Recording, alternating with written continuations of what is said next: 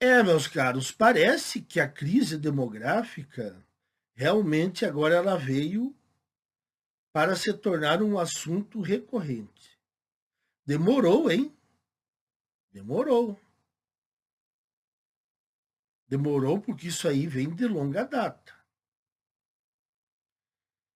E as mesmas pessoas que escrevem esses artigos, elas fogem do principal causador da queda da taxa de natalidade, que foi o caso das mulheres empoderadas que mergulharam no mercado de trabalho porque ficar em casa era algo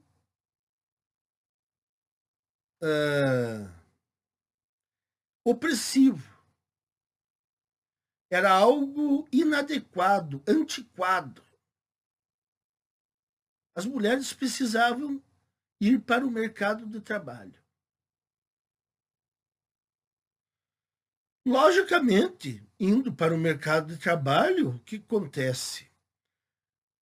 As demandas aumentam, consequentemente, o número de filhos tende a diminuir. Sem falar que, como já debatido aqui, as mulheres, quando se veem em uma situação econômica favorável, o que elas fazem em primeiro lugar? Elas evitam justamente o casamento, filhos, marido, cuidados domésticos. É aquela velha história: o homem fica rico, procura uma esposa. A mulher fica rica, livra-se do esposo. Isso é a coisa mais certa que existe. Eu já vi um monte de mulher de dinheiro que está solteirona. Vocês acreditam nisso? Elas estão solteironas porque elas não querem casar com um homem, porque elas não querem dividir o dinheiro que elas ganharam de herança do seu papai que faleceu.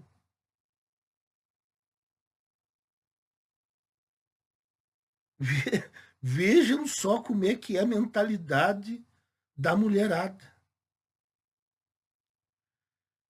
Então aqui, ó, a prova, ó. Mulheres adiam a maternidade em São Paulo e criam desafios econômicos e sociais. Quem que decide se vai haver mais filhos dentro de um casamento ou não? As mulheres. Vão dizer que não. Vocês casados aí. Se a mulher disser assim, ó, não, um filho basta, eu não quero mais. Pronto. Está decidido. Então, essa queda de natalidade é culpa das mulheres. Só que a grande mídia, ela não vai admitir isso aí. Então, precisamos ter pessoas que destrinchem a verdade por trás disso.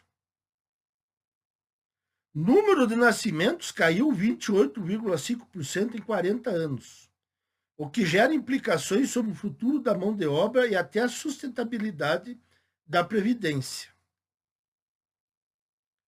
Nos últimos 40 anos, o Estado de São Paulo testemunhou uma redução de 28,5% no número de nascimentos, passando de 700 mil para pouco menos de 500 mil em 2024. Essa tendência, que se acentuou a partir de 2018 e foi intensificada pela pandemia, representa uma queda de 22,3% no período mais recente. e de 32,7% desde o ano 2000, de acordo com os dados dos cartórios de registro civil. A mudança também ocorreu no perfil, com uma alteração na idade das mães paulistas. Em 2000, 73% das mães tinham até 29 anos. Mas esse percentual caiu para 55% em 2024. Por outro lado, a participação de mães com idades entre 35 e 39 anos aumentou de 7% para 16% no mesmo período, o que indica que as mulheres estão adiando cada vez mais a maternidade. Como que se interpreta isso aqui? Eu interpreto da seguinte maneira: mulheres optaram pela carreira, não casaram. E ali, por volta dos seus 35 em diante, resolvem que querem ter um filho. Mas, provavelmente, eu tenho quase certeza que essas mulheres estão optando por ter um filho de modo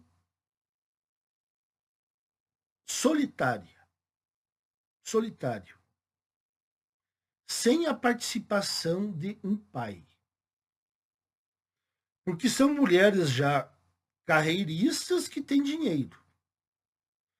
Então elas optam por ter um filho, mas sem a presença paterna, devido a uma intoxicação feminista, a um ranço, aquilo tudo que nós já sabemos.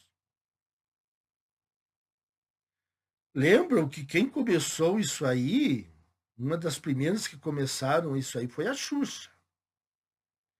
A Xuxa teve a filha com o Luciano Zafir, e eu não sei que acordo que eles fizeram, até agora eu não sei, que o Luciano Zafir ficou ali como ficou à margem. A filha é da Xuxa, é dela. Então, para mim, está acontecendo isso. Essas mulheres de 35 mais. E mesmo que tenha aumentado o percentual de filhos nessas mulheres com essa idade, não vai compensar os poucos filhos das mulheres mais jovens. Porque tudo é um conjunto. Não se pode pegar casos isolados. Que nem alguns comentam aqui. Não, mas a taxa de natalidade do Brasil não está caindo. Ora, como que não está caindo? São dados. Não está caindo porque aqui na minha cidade está cheia de crianças. Sim, mas na tua cidade está cheia de crianças. E o resto? Você tem que avaliar o todo. A estatística leva em consideração o todo. Nichos aqui e ali, eles são engolidos se a maior parte está com uma baixa queda de nascimento de crianças. Implicações econômicas. A diminuição dos nascimentos tem implicações diretas na economia. O envelhecimento da população e a redução de nascimentos resultam em uma diminuição da força de trabalho, o que pode levar à escassez de mão de obra em setores específicos. Essa situação deve pressionar os salários para cima. Aqui é uma coisa para se esperar o futuro. esse negócio de salários para cima. Realmente é em setores bem específicos que o salário vai ir para cima. Eu acho que, no geral, a tendência dos salários continuarem no mesmo patamar ou até diminuírem. Porque se a economia do país não cresce, não tem como haver uma escassez de mão de obra. Apenas em casos, em setores específicos. Além disso, será necessário aumentar os investimentos em automação para compensar a falta de trabalhadores jovens. Também setores específicos, como, por exemplo, a questão da agricultura. Para quem conhece a agricultura, hoje em dia você não consegue mais trabalhadores que façam trabalhos manuais na lavoura. Por exemplo, se algum fazendeiro, granjeiro quer trabalhadores para fazer serviços em roda da casa, ali, poda de árvores, de grama, esse tipo de coisa. Esse tipo de trabalhador sumiu. Então, aí, também na questão daí da plantação, há uma grande automação, com grandes colheitadeiras aí e grandes plantadeiras plantando centenas de hectares por dia, o que também diminui a necessidade de mão de obra. E quando eles querem uma mão de obra para fazer trabalhos que o maquinário não faz sozinho, eles não conseguem encontrar mais. Terminou tudo no interior. Tirando as propriedades familiares, não há mais trabalhadores rurais para fazerem trabalhos de manutenção. Outra pressão deve vir da Previdência, uma vez que a relação entre as pessoas economicamente dependentes, idosos e a população em idade ativa deve se desbalancear ainda mais. No Brasil, essa razão passou de 47,1% em 2010 para uma projeção de 67,2% em 2060, indicando uma crescente pressão sobre os sistemas previdenciário e de saúde. A redução de nascimentos e o envelhecimento populacional exige uma reavaliação das políticas públicas. De novo, negócio de políticas públicas que são medidas paliativas, já foram tomadas aí em outros países, o exemplo clássico é o Japão, e não está adiantando nada. Especialistas afirmam que será necessário investir em infraestrutura de saúde voltada para a terceira idade, adaptar o mercado de trabalho para acomodar trabalhadores mais velhos e revisar o sistema previdenciário para garantir sua sustentabilidade.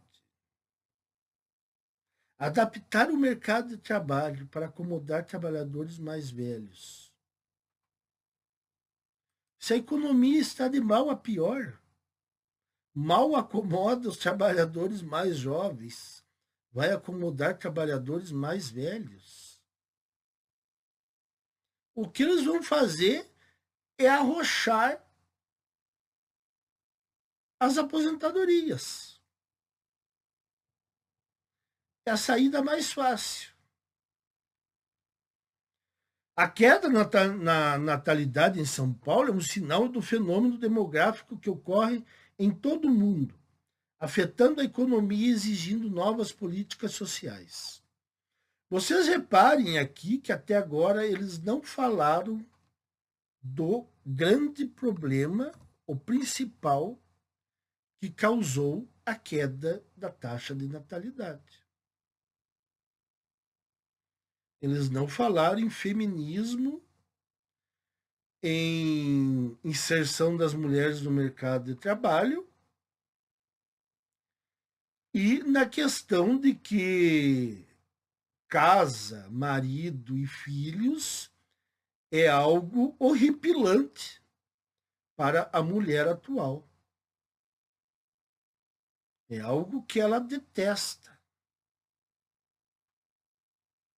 Então é por isso que não adianta tomar atitudes que nem no Japão de querer aumentar os casamentos. As mulheres não querem mais.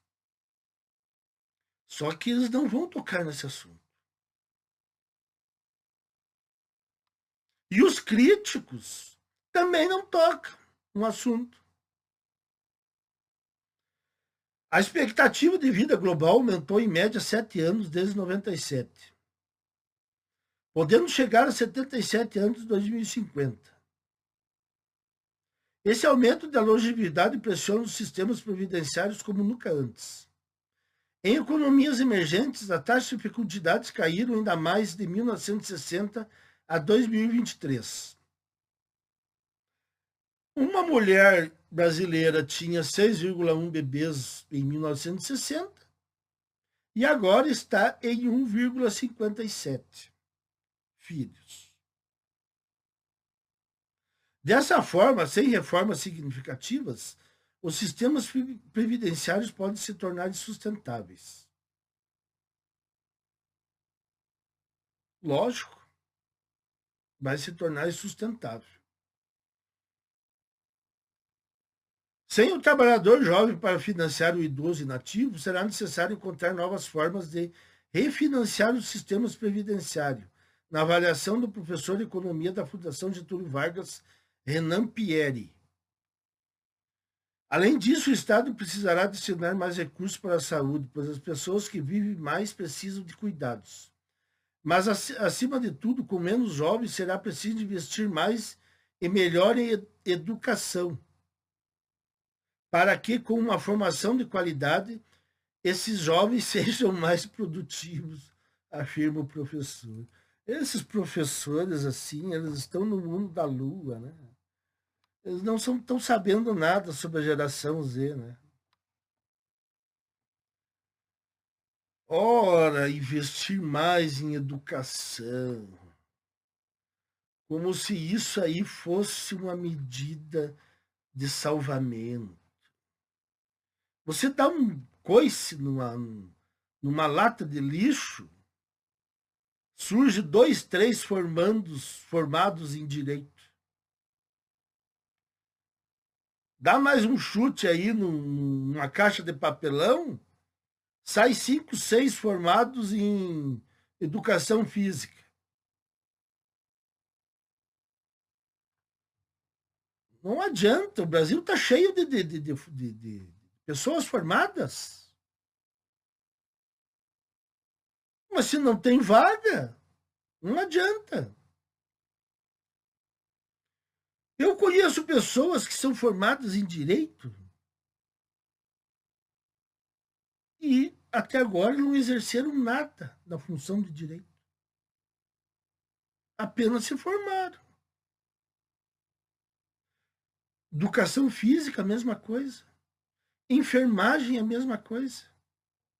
Administração, a mesma coisa. Tem o diploma, mas trabalho em outras áreas. E a geração Z já demonstrou aqui que não vai entrar nessa onda aí. Então, esse pessoalzinho aí, esses professores de Fundação Getúlio Vargas, eles estão trancados em seus gabinetes há anos aí e eles não sabem da realidade das gerações, né? O que está acontecendo com as gerações. Então, eles ficam aí com essas soluções paliativas, achando que dará que poderá ser uma salvação. Então está aí, meus caros, como as mulheres vão sucumbindo na sociedade.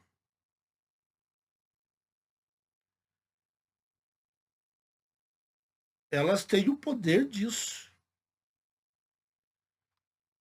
E aí, quando a gente fala isso, ninguém tem coragem de ficar ao nosso lado. Poucos têm, né?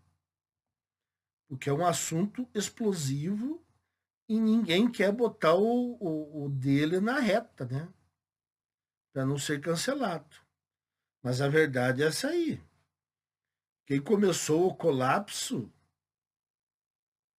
econômico e social foram as mulheres através do feminismo. Empoderamento feminista. Não ao casamento, não à maternidade, não ao marido, não aos filhos. Ah, mas e agora os homens também não querem? Sim. Ação, reação. Toda ação ocorre uma reação. Além delas decidirem por não abandonarem os casamentos, ainda vem o sistema e cria uma montanha de privilégios para as mulheres, massacrando o homem que for teimoso e entrar em um casamento. O cara sai depenado. Aí é lógico, os homens estão caindo fora também. E eu espero que caiam mais. Não começamos isso, mas nós podemos terminar. Era isso aí, meus caros. Tá aí mais uma prova de que